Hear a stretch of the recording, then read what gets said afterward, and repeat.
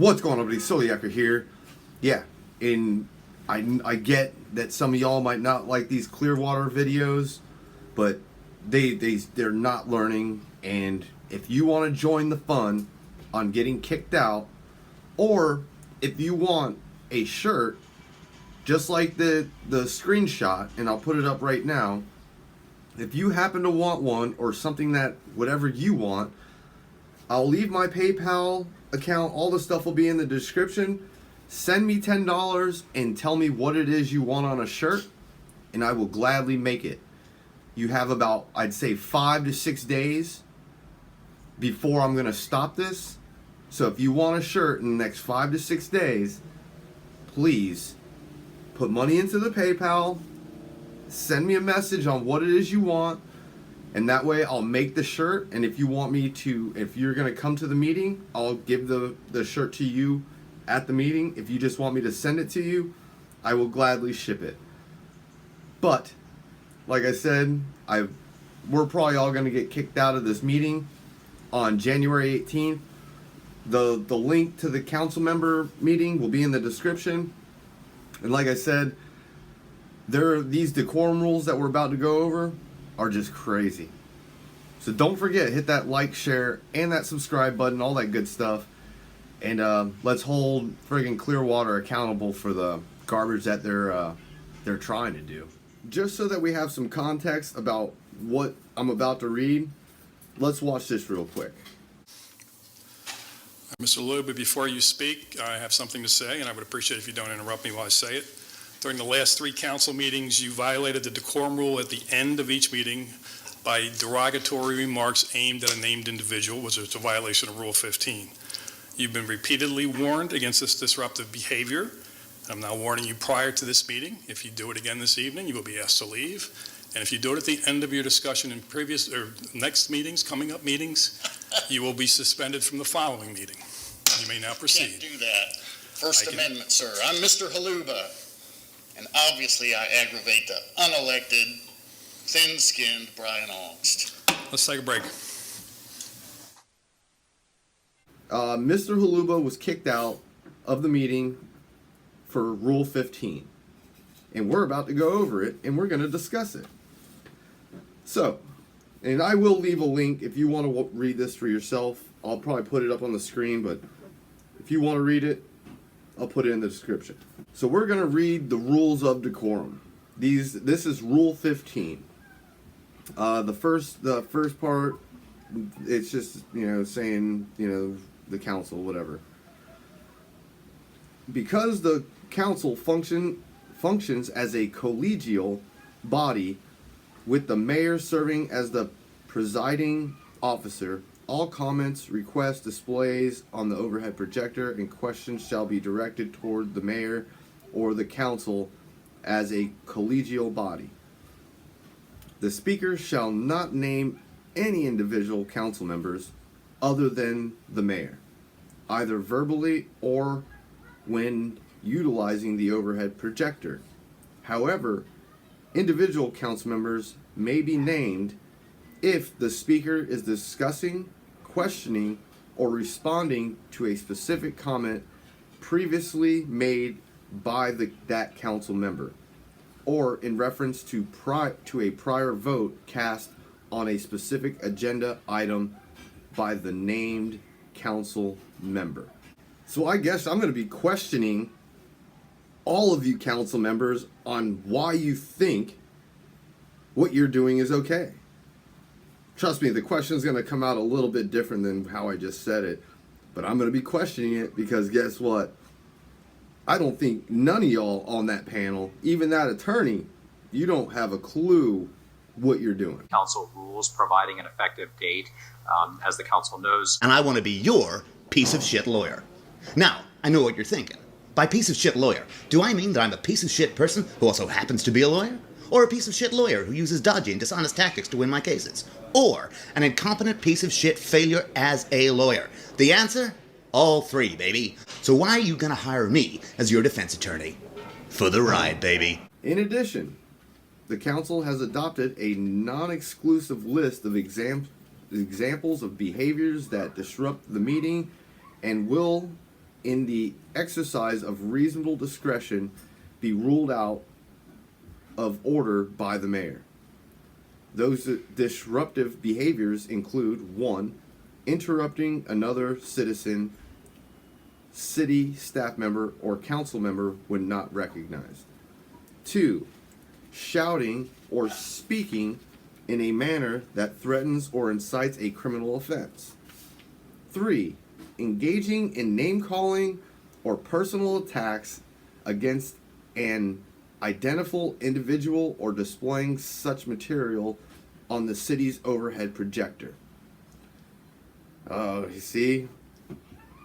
That First Amendment, I'm going to tell you that First Amendment grants me the right to do that, but hey, this is your rules. These are the rules you're making up. Number 4, extending the middle finger or making other obscene gestures while another person has the floor and is speaking. Well, we know where that rule comes from.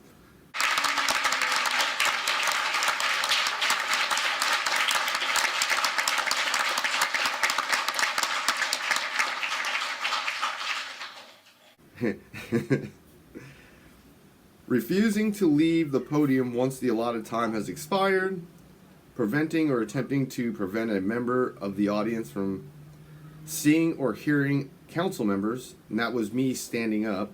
I have no doubt that my civil rights were violated at the last city council meeting when I was wrongfully ejected. And I trust that that is not going to happen again.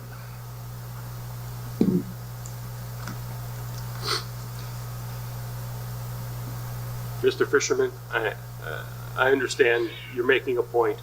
I don't think you need to be standing there as a distraction. If I'm blocking anybody, just let me know and I'll move.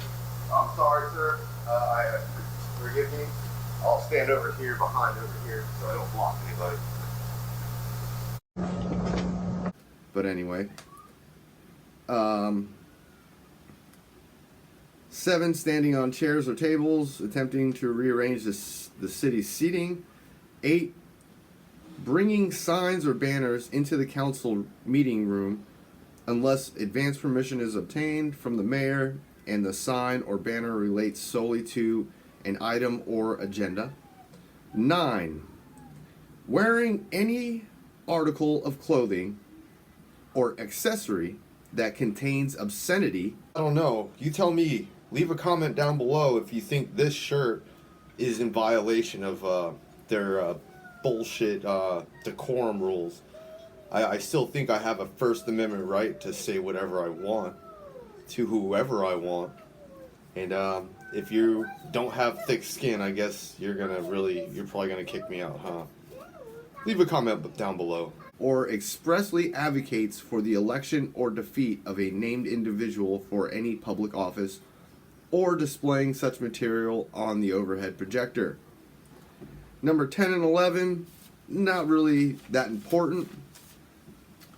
The last part here is going to be when ruling a person is out of order, the mayor shall warn the person that compliance with Rule 15 is required if the person refuses to correct their behavior, or if the person continues to violate the rule after having already been warned during the same meeting.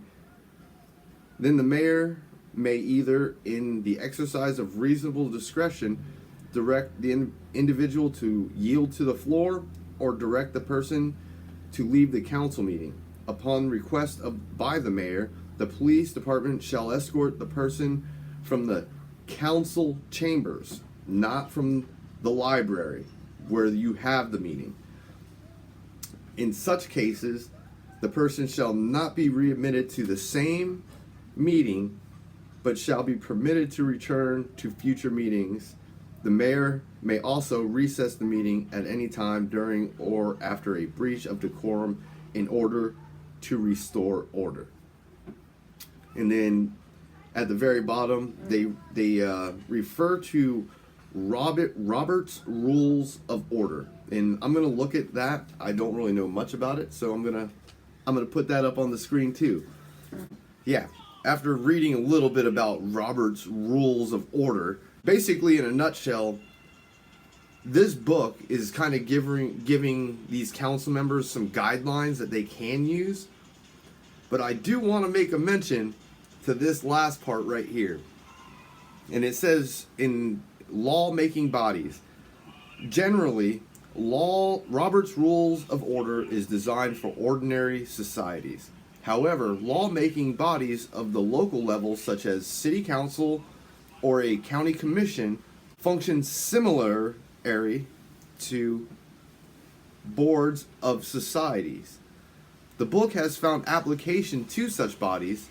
Such bodies are also subject to open meeting laws or sunshine laws and other applicable laws, all of which supersede any conflicting provisions in this book. So basically, in a nutshell, yeah, these might be some rules that you can kind of get some guidelines, but the Constitution oversees that every day on the day. Once again, the First Amendment allows me to redress my government, our government. If I don't like something that you are doing or saying, I have the right to address you specifically. And I see, oh, we're going to get into it, because the people that I want to redress, they don't like to be redressed, and that's the big problem. So once they start learning the First Amendment, I think they might be able to move forward.